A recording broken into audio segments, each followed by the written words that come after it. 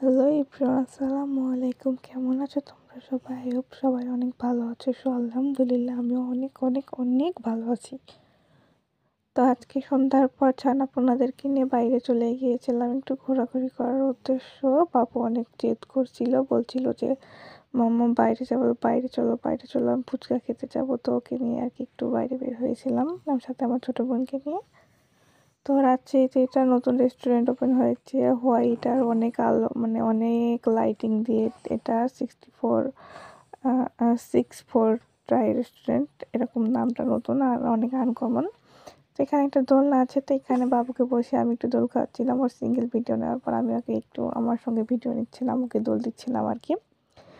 তো মহাপণ্ডিত হচ্ছে থাকবে না, সবাই আমার চুল দেখে অবশ্যই মাশাআল্লাহ বলবা, কেউ চুলে নজর দিও না, কিন্তু আমার এমনিতেই চুল পড়ে যাচ্ছে।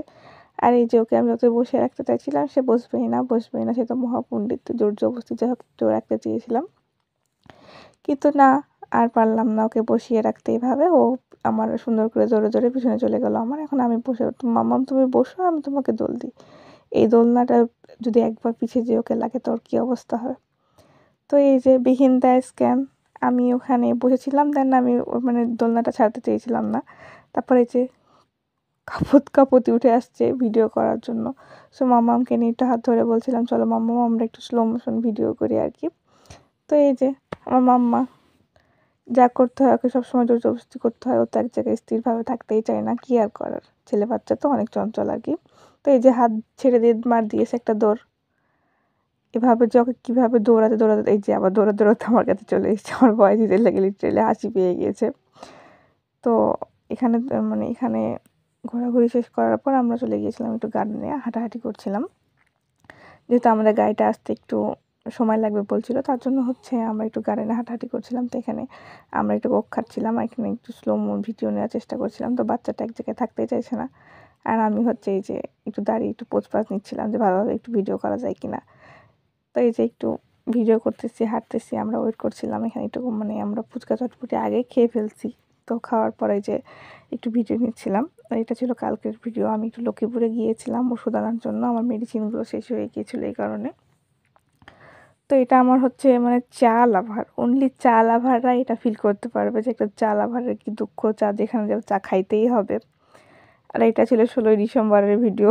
মানে আমি কী লেভেলের মারাত্মক অলস যে ভিডিও করে রেখেছি, কিন্তু ভিডিওতে ভয়েস ওভারই দেওয়া হয়নি। তো 16ই ডিসেম্বরের দিন তেমন কোনো প্ল্যান ছিল না, এটা সাডেনলি প্ল্যান হয়ে গেছে। তো আমি বলছিলামই বারবার আমার হাজব্যান্ডকে যে আমি কোথাও বাইরে বের হব না, আমার কোনো প্ল্যানিং নাই, আমি কোনো সাজগোজ করব না, আমি বাসাতেই থাকবো। তো ও বলছে রাত 9টার সময় চলো তুমি আর বাবু রেডি হও, তোমাদেরকে নিয়ে বাইরে ঘুরতে যাব। তো যা যা কথা তাই কাজ, আমিও রেডি হয়ে গেলাম, দিয়ে ঘুরতে ঘুরতে চলে গেলাম ফুডকা ভিলেজে, সরি ফুড ভিলেজে, মায়ের দোয়া ফুড কর্নারে চলে গেলাম। ওইখানে বরাবরই আমি হচ্ছে ফুচকা চটপটি ওইখানে যেয়ে খাই। তো ওইখানে ওরা নতুন নতুন কিছু আইটেম অ্যাড করেছে, ভালোই লাগলো। তো হচ্ছে ওইখানে যেয়ে আমি বরাবরের জন্য ফুচকা চটপটি খাই। আমি বাচ্চাটাকেও নিয়ে চলে গেছিলাম, মাশাআল্লাহ আমার বাচ্চাটাও আমার মতো অনেক ঝাল ঝাল খাবার পছন্দ করে, আমি যেটা খাই সেটা ও খেতে পারে। ওর জন্য আলাদা কোনো আমাদের হচ্ছে ঝামেলা পোহাতে হয় না, ইভেন নিজে নিজে হাতেই একা একা খেতে পারে, কোনো সমস্যা হয় না। তো এই যে ওর জন্য একটা পুডিং অর্ডার করেছিলাম আর কেক নিয়েছিলাম, ও হচ্ছে খাবে, কিন্তু না ও খায়নি, ওটা আমাকেই খেতে হয়েছে।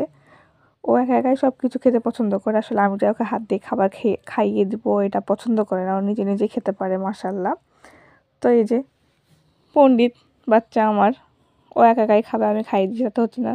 সো ঠিক আছে, সবাই ভালো থাকবে, দেখা হবে নেক্সট কোনো ভিডিওতে।